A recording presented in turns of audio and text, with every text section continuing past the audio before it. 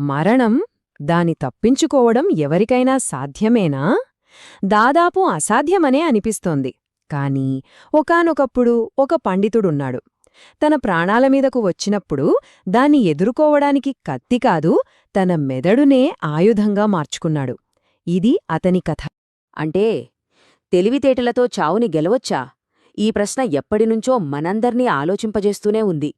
బహుశా ఈ ప్రశ్నకు సమాధానం మనకు భుక్కుండు అనే ఒక నిరుపేద పండితుడి కథలో దొరుకుతుందేమో. చూద్దాం. సరే, ఇక మన కథలోకి వెళ్దాం. మన హీరో పేరు భుక్కుండు. అపారమైన జ్ఞానం, శాస్త్రాల మీద పట్టు ఉన్నవాడు. కాని చాలా పేదవాడు. అతని తెలివితేటలు అందరి దగ్గర గౌరవాన్ని సంపాదించిపెట్టాయగాని కడుపు నింపే తిండిని మాత్రం కాదు. ఆ పేదరికంతో విసిగిపోయిన అతని భార్య ఒకరోజు అల్టిమేటం ఇచ్చింది. ఎలాగైనా కుటుంబాన్ని పోషించమని, అవసరమైతే దొంగతనం చేసైనా డబ్బు తీసుకురమ్మని తేల్చి చెప్పేసింది. భార్య మాట కాదనలేక మన భుక్కుండు ఏం చేస్తాడు? అయిష్టంగానే దొంగతనానికి బయల్దేరాడు. కాని చిన్న చిన్న ఇళ్లల్లో దొంగతనం చేయడం పాపమనుకున్నాడో ఏమో, ఏకంగా రాజుగారి కోటకే కన్నం వెయ్యాలని నిర్ణయించుకున్నాడు. ఎలాగో కష్టపడి లోపలికైతే ప్రవేశించాడు. లోపలికి వెళ్లగానే అతని కళ్ళు ఒక బంగారు కుండమీద పడ్డాయి. అబ్బా, మన దరిద్రం తీరిపోయిందనుకునే లోపే అతని చదువే అతనికి అడ్డొచ్చింది. శాస్త్రాల ప్రకారం బంగారం దొంగిలించడం అనేది పంచమహాపాతకాలలో ఒకటి. అయ్యో, ఇంత పెద్ద పాపం నాకొద్దు అనుకుని దాన్ని అక్కడే వదిలేశాడు. సరే, బంగారం కాకపోతే పోయింది అనుకుని మరో పెట్టె తెరిచాడు. అందులో మిలమిల మెరుస్తున్న వెండి పళ్ళం. కనీసం ఇదైనా తీసుకుపోదామనుకుంటే మళ్ళీ శాస్త్రాలు గుర్తొచ్చాయి. మనుస్మృతి ప్రకారం వెండి దొంగిలిస్తే రౌరవ నరకానికి పోతారట. ఇంకేముంది, అది వద్దనుకున్నాడు. ఒక్కసారి ఊహించండి, ఒక దొంగ రాజభవనంలోకి దూరి ఏది దొంగిలిస్తే ఏం పాపమొస్తుందో, ఏ నరకానికి పోతాడో అని రాత్రంతా శాస్త్రాలు చదువుకుంటూ కూచున్నాడు. చివరికి చూస్తే తన తెలివితేటలే తన పనికి అడ్డిపడి ఏమీ దొంగిలించకుండానే రాత్రంతా గడిపేశాడు. ఇక ఇంతలో తెల్లవారిపోయింది. ప్యాలెస్లో సందడి మొదలైంది. మన పండిత దొంగగారు పారిపోయేలోపే రాజభటులు చుట్టుముట్టి ఈజీగా పట్టుకున్నారు. రాజుగారికి ఏమీ అర్థం కాలేదు. ఇంట్లోకి వచ్చాడు, కాని ఏ వస్తువూ పోలేదు. దాంతో రాజుకి భయం వేసింది. అంటే ఇతను దొంగ కాదు, ఖచ్చితంగా నన్నూ రాణిని చంపడానికొచ్చిన హంతకుడు అని ఫిక్స్ అయిపోయాడు. అంతే, రాజుకి కోపం కట్టలు తెంచుకుంది. విచారణ లేదు, వాదన లేదు, ఏమీ లేదు. స్ట్రెయిట్గా మరణశిక్ష విధించేశాడు.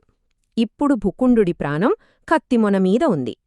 అయితే భుక్కుండుణ్ణి చంపడానికి తీసుకెళ్తుండగా రాజుకి కొంచెం జాలి కలిగింది. సరే, నీ చివరి కోరికేంటో చెప్పు అనడిగాడు. చావు ముందు నిలబడినవాడికి ఆ చివరి కోరికే కదా ఏకైక ఆశ. భుక్కుండు డంబు అడగలేదు, ప్రాణభిక్ష అడగలేదు. అతను అడిగిన కోరిక చాలా విచిత్రంగా ఉంది. రాజా, నేనొక శ్లోకం చెప్తాను, దాన్ని వింటే చాలు అన్నాడు. ఈ వింత కోరిక రాజులో ఆసక్తిని పెంచింది. ఇక్కడనుంచే మృత్యువంచున అతని అద్భుతమైన ప్లాన్ మొదలైంది. చూడండి, భుక్కుండు తనని కాపాడమని బ్రతిమాలలేదు. చాలా తెలివిగా, అసలు సంబంధమే లేనట్టుగా గత ఏడాదిగా రాజ్యంలో జరుగుతున్న కొన్ని వింత మరణాల గురించి మాట్లాడటం మొదలుపెట్టాడు. రాజు ముందు ఒక నమ్మశక్యం కాని ప్యాటర్న్ని పెట్టాడు. గత ఏడాది కాలంలో రాజ్యంలో ముఖ్యమైన వ్యక్తులు చనిపోతున్నారు. మంత్రి భట్టి, తర్వాత కవి భారవి, ఆ తర్వాత వ్యాపారి భిక్షుపతి, మొన్నటికి మొన్న సేనాపతి భీమసేనుడు. వీళ్లందరి పేర్లు భాక్షరంతోనే మొదలవటం యాదృచ్ఛికమా? భుక్కుండు ఆ మరణాల వెనుక ఉన్న భయంకరమైన సీక్వెన్స్ని రాజుకి వివరించాడు. భాతో భట్టి, భాతో భారవి, భీతో భిక్షుపతి, భీతో భీమసేనుడు. ఆ తరువాత గుణింతం ప్రకారం వచ్చేది భూ, అంటే నేను భుక్కుండు. కాని అసలు విషయం ఇక్కడే ఉంది. నేను చనిపోతే ఆ తరువాత వచ్చే అక్షరం భూ, అంటే భూపతి, మీరే మహారాజా. ఇది కేవలం మాటలతో చెప్పిన కథ కాదు. ఈ మొత్తం కథని, ఈ భయంకరమైన నిజాన్ని అతను కేవలం ఒక్క సంస్కృత శ్లోకంలో ఎంతో అందంగా ఈమిడ్చి రాజు ముందుంచాడు. ఆ శ్లోకం ఒకేసారి సాక్ష్యం, ఒకేసారి హెచ్చరికనమాట. యమధర్మరాజు భా గుణింతం వరసలో ఒక్కొక్కర్ని తీసుకుపోతున్నాడని, ఆ క్రమంలో ఇప్పుడు నా వంతు, నా తర్వాత మీవంతేనని చెప్పడంతో రాజు గుండెల్లో రైళ్లు పరిగెత్తాయి. ఇక రాజుకి మైండ్ బ్లాంక్ అయిపోయింది.